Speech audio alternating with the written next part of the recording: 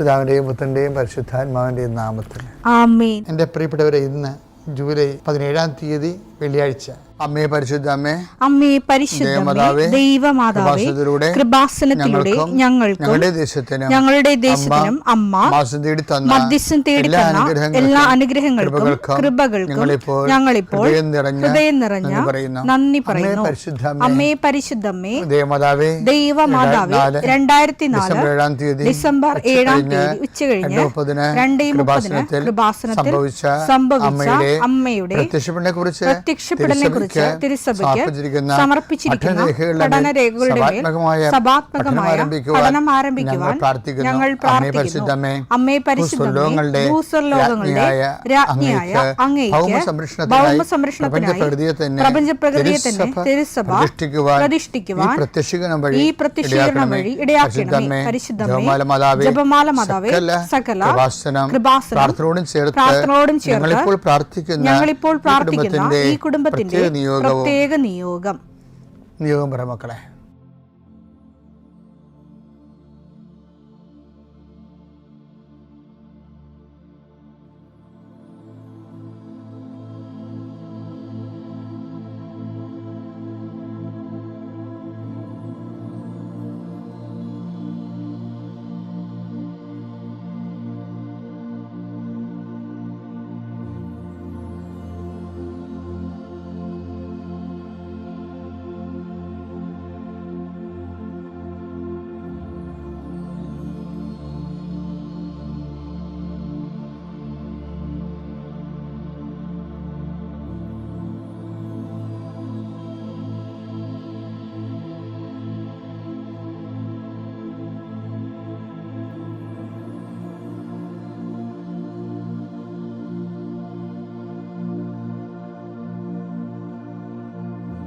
അമ്മയുടെ പ്രത്യക്ഷീകരണത്തിന്റെ ഈ അനുഗ്രഹവേളയിൽ ഞങ്ങൾക്ക് സാധിച്ചു തരുവാൻ കനിയണമേ. ആമേൻ. വിശ്വാസ പ്രമാണം. സർവശക്തനായ പിതാവും ആകാശത്തിന്റെയും ഭൂമിയുടെയും സൃഷ്ടാവുമായ ദൈവത്തിൽ ഞാൻ വിശ്വസിക്കുന്നു. അവിടുത്തെ ഏകപുത്രനും ഞങ്ങളുടെ കർത്താവുമായ ഈശോമിശിഹായിലും ഞാൻ വിശ്വസിക്കുന്നു. ഈ പുത്രൻ പരിശുദ്ധാത്മാവിനാൽ ഗർഭസ്ഥനായി കന്യകാമറിയത്തിൽ നിന്ന് പിറന്ന് പൊന്തിയോസ് പീലാത്തോസിന്റെ കാലത്ത് പീഡകൾ സഹിച്ച് കുരിശിൽ തറയ്ക്കപ്പെട്ട് മരിച്ച് അടക്കപ്പെട്ട് പാതാളങ്ങളിൽ ഇറങ്ങി മരിച്ചവരുടെ ഇടയിൽ നിന്ന് 3-ാം നാൾ ഉയർത്ത് സ്വർഗത്തിലേക്ക് എഴുന്നള്ളി സർവശക്തിയുള്ള പിതാവായ ദൈവത്തിന്റെ വലതുഭാഗത്തിരിക്കുന്നു. അവിടെ നിന്ന് ജീവിക്കുന്നവരെയും മരിച്ചവരെയും വിധിക്കുവാൻ വരുമെന്നും ഞാൻ വിശ്വസിക്കുന്നു. പരിശുദ്ധാത്മാവിലും ഞാൻ വിശ്വസിക്കുന്നു. വിശുദ്ധ കത്തോലിക്കാ സഭയിലും പുണ്യവാന്മാരുടെ ഐക്യത്തിലും പാപങ്ങളുടെ മോചനത്തിലും ശരീരത്തിന്റെ ഉയർപ്പിലും നിത്യമായ ജീവിതത്തിലും ഞാൻ വിശ്വസിക്കുന്നു. ആമേൻ.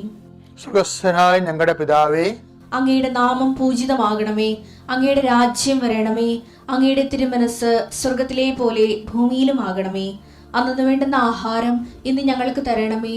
ഞങ്ങളോട് തെറ്റ് ചെയ്യുന്നവരോട് ഞങ്ങൾ ക്ഷമിക്കുന്നത് പോലെ ഞങ്ങളുടെ തെറ്റുകൾ ഞങ്ങളോടും ക്ഷമിക്കണമേ.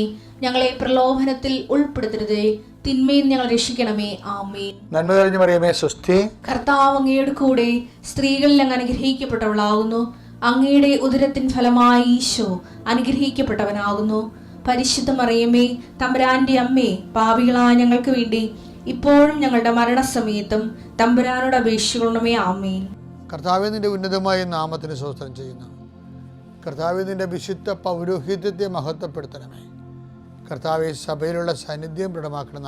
40 വർഷം ഞാൻ അർപ്പിച്ച കൃപാസന ജീവനോടെ പ്രത്യക്ഷപ്പെട്ട മാതാവിൻ്റെ സാന്നിധ്യം ഈ കൃപാസനത്തിൽ വന്നിറങ്ങി പ്രാർത്ഥിച്ചു പോകുന്ന ലക്ഷോപലക്ഷം മനുഷ്യരുടെ പ്രാർത്ഥനയുടെ ശക്തിയാൽ ഞാൻ ഇന്നത്തെ ദിവസത്തെ എൻ്റെ മക്കളുടെ ആവശ്യങ്ങളെ കർത്താവിൻ്റെ ദൃശ്യം സമർപ്പിച്ചുകൊണ്ട് ആശീർവദിക്കുന്നു. ജോലി നഷ്ടപ്പെട്ടവരെ, വിസ പ്രോസസ് ചെയ്യാത്തവരെ, വിസ നഷ്ടപ്പെട്ടവരെ, വിസ തീർന്നു പോയവരെ, വിദേശ ജോലിക്ക് വേണ്ടി ശ്രമിക്കുന്നവർ, അതിനുവേണ്ടിയുള്ള ഒരുക്കങ്ങൾ പൂർത്തിയാക്കിക്കൊണ്ടിരിക്കുന്നവർ, ഇടയ്ക്ക് വെച്ച് ആ ഫയൽ ക്ലോസ് ചെയ്തിരിക്കുന്നവർ, പെൻഡിങ് ആയിരിക്കുന്നവർ, വിവാഹം ഒത്തുവരാത്തവർ, ഒത്തുവന്ന വിവാഹം നഷ്ടപ്പെട്ടു പോയതിൻ്റെ വേദന ഉള്ളവർ, മക്കളില്ലാത്തവർ, മക്കൾക്ക് വേണ്ടി ഇപ്പോൾ പ്രഗ്നൻ്റ് ആയിരിക്കുന്നതും അതേസമയം തന്നെ എന്തെങ്കിലും മെഡിക്കലായിട്ടുള്ള കുഴപ്പങ്ങളുള്ളത് വേദനിച്ചിരിക്കുന്നവർ അവരെല്ലാം അമ്മയുടെ മധ്യസ്ഥത്തിൽ ഈശോ നാമത്തെ ആശ്രയിക്കുന്നു. ഭവനരഹിതർ, വീടില്ലാത്തൊരു, സ്ഥലമില്ലാത്തൊരു, വഴിയില്ലാത്തൊരു വീട് വിൽക്കാൻ ആഗ്രഹിക്കുന്നവർ,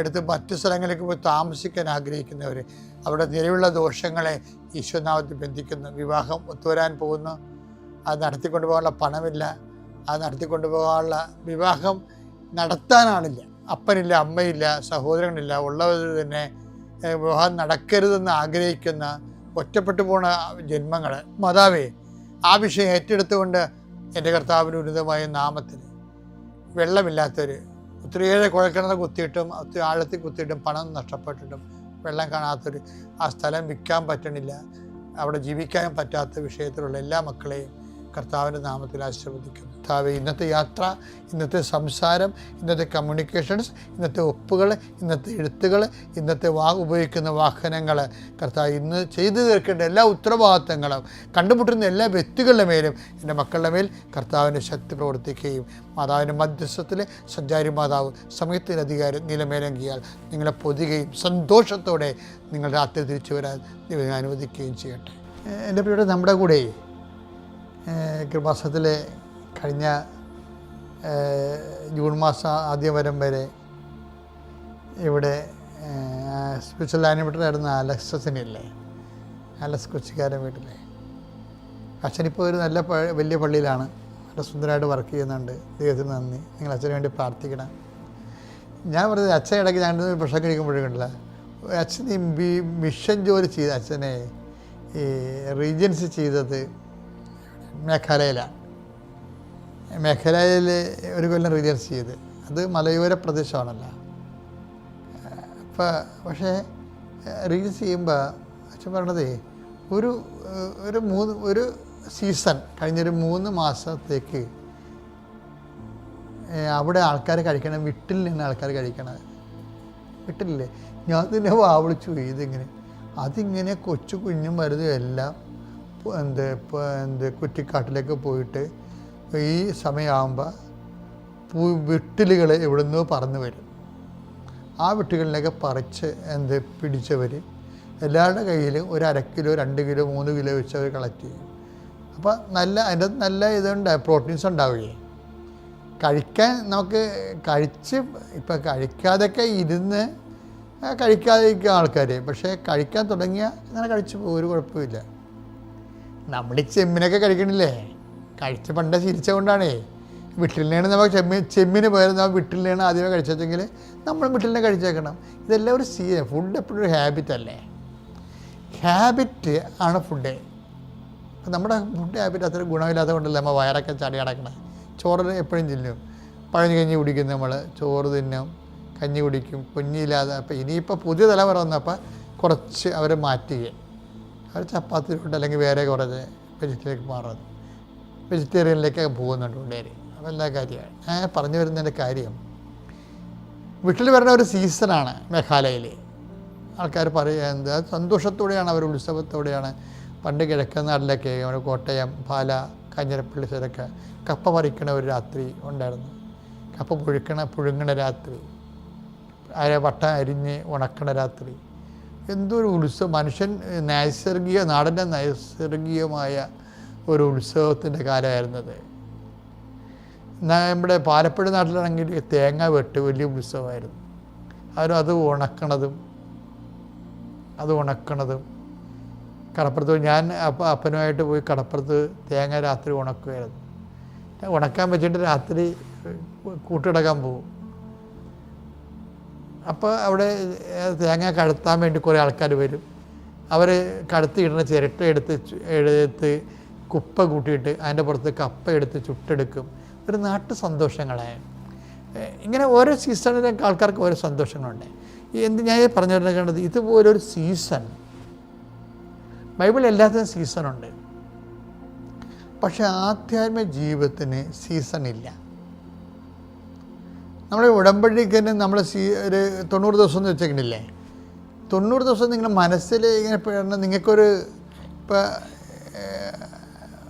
on year March set go എന്ന് പറയാൻ വേണ്ടി ഒരു സ്റ്റാർട്ടർ നമ്മുടെ ഉപ്പൂരിയുടെ വെക്കത്തില്ലേ. ആ ചവിട്ടിക്കൊണ്ടാണല്ലോ അവർ കുതിക്കുന്നത്. ഇങ്ങനെ ഈ 90 ദിവസം വെച്ചിരിക്കുന്നത് കുതിപ്പിന് വേണ്ടി വെച്ചിരിക്കുന്നതാണ്. നിങ്ങൾ കുതിച്ച് അവിടെ തന്നെ കിടക്കരുത്. എന്തുമാത്രം ആൾക്കാരാണെന്നാ കുതിച്ച് കയറിപ്പോയത് ക്രിസ്തുവിൽ. ഞാൻ നല്ല ഓട്ടം ഓടി. എടുത്ത് അതായത് 2 തിമോത്തി 4:7-8. ഞാൻ നന്നായി പൊരുതി എൻ്റെ ഓട്ടം പൂർത്തിയാക്കി വിശ്വാസം കാത്തു. എന്തോ നടപ്പല്ലായിരുന്നു കക്ഷി. വിശ്വാസ ജീവിതം കാക്കാൻ വേണ്ടി ഓടുകയായിരുന്നു. അതിൻ്റെ ഒന്നും നിൽക്കുന്നില്ല. നടപ്പല്ല, സ്ലോ ഡൗൺ അല്ല. ഉടമ്പടി ഒരു ഓട്ടമാണ് ശരിക്കും പറഞ്ഞാൽ. അങ്ങനെ ഓടി കയറുന്ന എന്തുമാത്രം മനുഷ്യരാണെന്നറിയാവുക ഇവിടുത്തെ സാക്ഷ്യം പറയണത്. ഇപ്പം കഴിഞ്ഞ ദിവസം കൊണ്ട് 3 മൂന്നാമത്തെ സാക്ഷ്യം പറഞ്ഞ് 6 കൊല്ലത്തിനുള്ളിൽ 3 സാക്ഷ്യം കിടിലൻ സാക്ഷ്യമാണ്. അവർ ഓടിക്കൊണ്ടിരിക്കുകയാണ് ശരിക്കും. അവർ സുവിശേഷ ജീവിതം ജീവിച്ചുകൊണ്ടിരിക്കുകയാണ്, സുവിശേഷ സാക്ഷ്യം ജീവിച്ചുകൊണ്ടിരിക്കുകയാണ്. അപ്പം ഇതൊരു എന്താണ്, ഒരു സീസണബിളാകരുത്. വിട്ടിൽ വരണത് പിടിച്ച് തിന്നാൻ പറ്റുന്ന രീതിയിൽ മേഘാലയക്കാർക്ക് ഒരു സീസൺ ഉണ്ടായിരുന്ന പോലെ ഒരു സീസണല്ല ഇത് ഒരു ഓൺഗോയിങ് പ്രോസസ്സാണ്. ഓൺഗോയിങ് നടപ്പമല്ല, പിന്നെന്താണ്, ഇത് ഓട്ടമാണ്. വിശ്വാസസംബന്ധമായ കാര്യത്തിന് സ്പീഡ് ഉണ്ടാകണമെന്ന് അർത്ഥം. ഹോൾട്ട് ഉണ്ടാകരുത്. പിതാവിൻ്റെയും പുത്രൻ്റെയും പരിശുദ്ധാത്മാവിൻ്റെയും നാമത്തിൽ.